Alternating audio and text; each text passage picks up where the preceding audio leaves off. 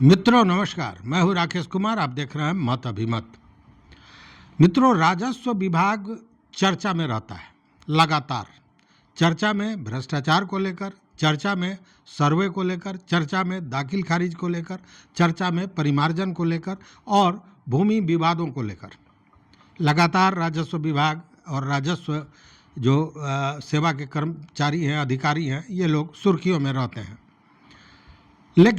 लेकिन आज मैं बात करने जा रहा हूँ कुछ दूसरे तरह का ये कि जिस तरह का फैसला मुजफ्फरपुर के जिलाधिकारी सुब्रत कुमार सेन ने लिया है, वह आज कहीं ना कहीं वायरल हो रहा है। वायरल इसलिए कि देखिए, अब इसको थोड़ा समझते हैं दूसरे तरह से।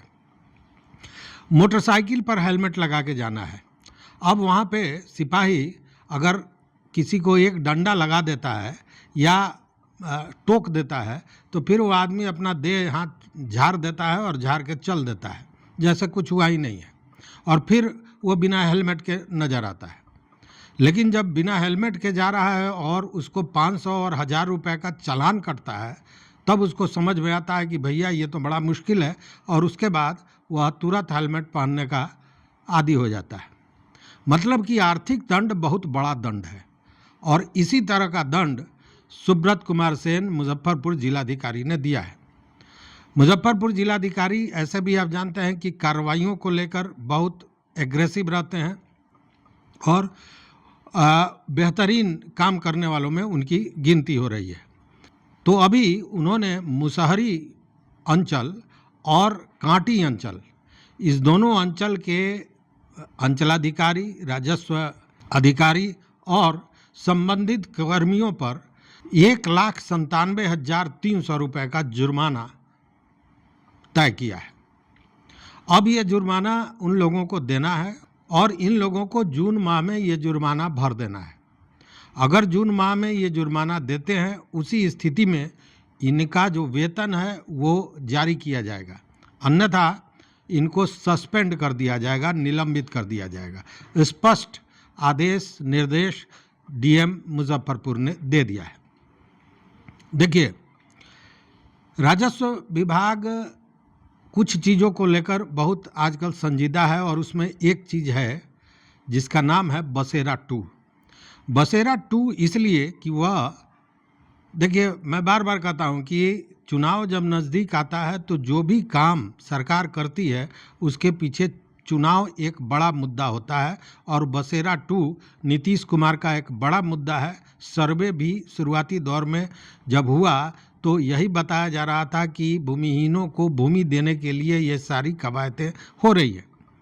तो बसेरा 2 में क्या था कि जो भूमिहीन हैं उन लोगों को घर बनाने के लिए ज़मीन देना था 5 डिसमिल, और इसके लिए हर जगह सर्वे हो रहा था, काम हो रहा था, बहुत से लोगों को दिया गया। अब तक जो जानकारी है उसके हिसाब से 1,25,000 के लगभग परिवारों को चयनित किया गया था। लेकिन उसमें मैक्सिमम को, पिछले दिनों जो समीक्षा हुई पटना में, उसमें यह देखा गया कि 52% लोगों का को जो लाभुक परिवार हो सकते थे उनको रिजेक्ट कर दिया गया था, बाहर कर दिया गया था।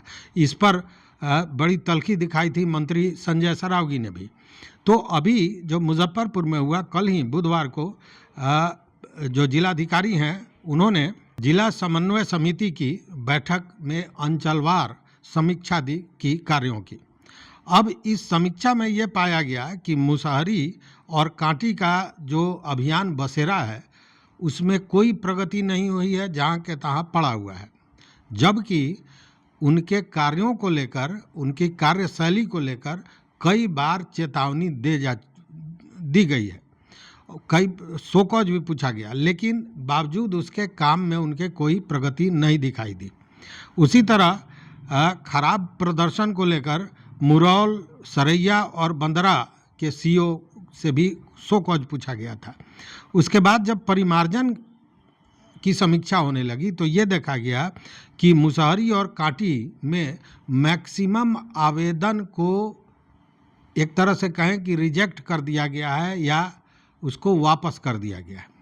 यह भी एक बड़ी बात थी कि चूँकि परिमार्जन के का सीधा मतलब है कि कहीं ना कहीं कोई गड़बड़ी है दस्तावेज में उसका सुधार करना है। और बिना सुधार के सर्वे मुश्किल था, इसीलिए जब सर्वे हुआ तो परिमार्जन को इतना महत्व दिया जाने लगा और ऑनलाइन होना है तो हर चीज़ें अब दिखती हैं, सामने आ जाता है।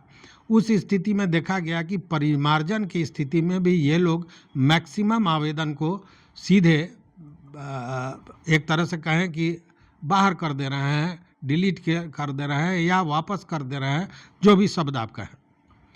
तो इसको लेकर भी नाराज़गी जताई जिलाधिकारी ने और इस समीक्षा बैठक में जिलाधिकारी ने बाज़ाब्ता लोगों को निर्देश दिया, सारे अंचलाधिकारियों को, अंचल के जो राजस्व पदाधिकारी हैं उनको यह बाज़ाब्ता निर्देश दिया कि दाखिल खारिज, भूमि मापी के मामले हों या लगान वसूली हो या अभियान बसेरा हो, इसमें तेज़ी लाई जाए और बेहतर से बेहतर काम किया जाए ताकि लोगों में ये विश्वास बने कि सरकार, विभाग काम कर रही है। लेकिन जब इस दोनों अंचल की बात आती है, मुसहरी और कांटी की, चूँकि देखिए ये दोनों अंचल शहर से सटा हुआ है। मुसहरी शहर के पूर्वी छोर में है और कांटी पश्चिमी छोर में आता है।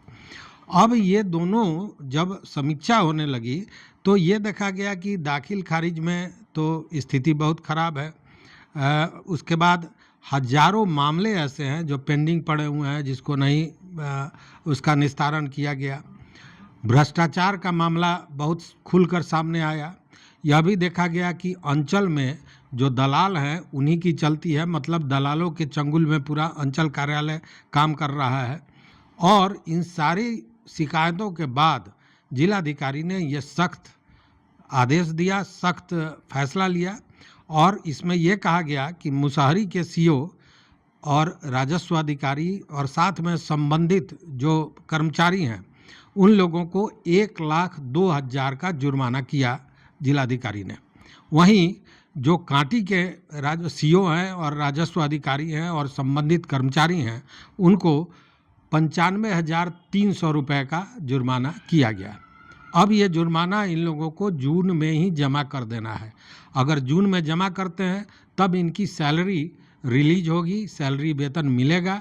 अन्यथा अगर जून में जमा नहीं करते हैं उस स्थिति में इनको निलंबित किया जाएगा।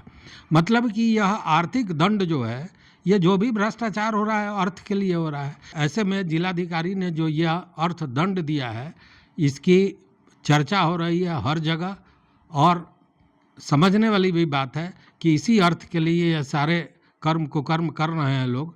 और उसमें अगर यह इस तरह का चोट दिया जा रहा है तो निश्चित रूप से दूसरे जो विभागीय कार्रवाई और अन्य चीज़ें होती हैं उसमें होता क्या है, कार्रवाइयाँ होती है, जांच बैठता है और फिर मामला कुछ दिनों के बाद रफा दफा हो जाता है। या अगर जो संबंधित पदाधिकारी हैं जिन पर आरोप है वो अगर धन्ना सेठ हैं या धन कुबेर हैं तो धन का जो बल होता है वो सबसे बड़ा बल होता है और फिर वो बेदाग बाहर चले आते हैं और फिर वही कार्य करते हैं। इसलिए यह आर्थिक दंड निश्चित रूप से सराहनीय होगा। आपका क्या विचार है ज़रूर बताइएगा। तो इस वीडियो में बस इतना ही। देखते रहिए मत अभिमत।